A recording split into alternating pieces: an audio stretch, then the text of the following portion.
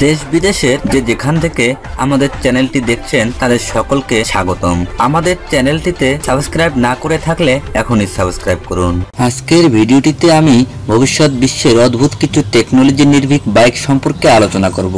আশা করি ভিডিওটি ভালো লাগবে। স্কুটার বা স্কুটি পৃথিবীর অনেক দেশেই একটা জনপ্রিয় চলাচলের মাধ্যম। এটি বাইকের মতোই অনেকটা, কিন্তু একটু স্লো এবং শব্দ বেশি করে। সহজভাবে বলতে গেলে স্কুটি হচ্ছে বাইকের একটা সংস্করণ। স্কুটার বা স্কুটি আমাদের মাঝে ব্যবসা নামেও পরিচিত। সম্প্রতি স্যান ফ্রান্সিসকোর একটি ছোট motor bike company Lit Motors এমন একটি স্কুটি আবিষ্কার করেছেন যা বৈদ্যুতিক চার্জে চলতে সক্ষম এবং পাশাপাশি বাইক তো বাইকই, গাড়ির মতো বেশি গতিতে ছুটতে পারবে। পাশাপাশি মালপত্র অনেক বেশি বহন করতে সক্ষম।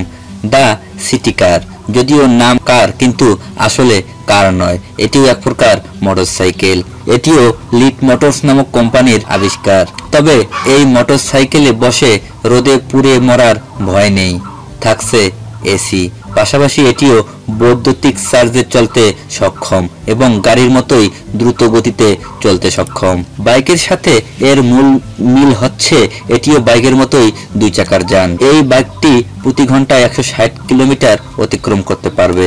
বাইকের নতুন প্রজন্মের নাম হতে পারে রাইনো। রাইনো নামে দ্বিচক্রযান বা মোটরসাইকেল হলেও বাস্তবে এর রয়েছে একটি মাত্র চক্র বা চাকা। অদ্ভুত এই আবিষ্কারটির সফলে বাইকারদের জীবন থেকে মুছে যাবে যানজটের সমস্যা, পাশাপাশি পার্কিং সমস্যা সহ ইত্যাদি।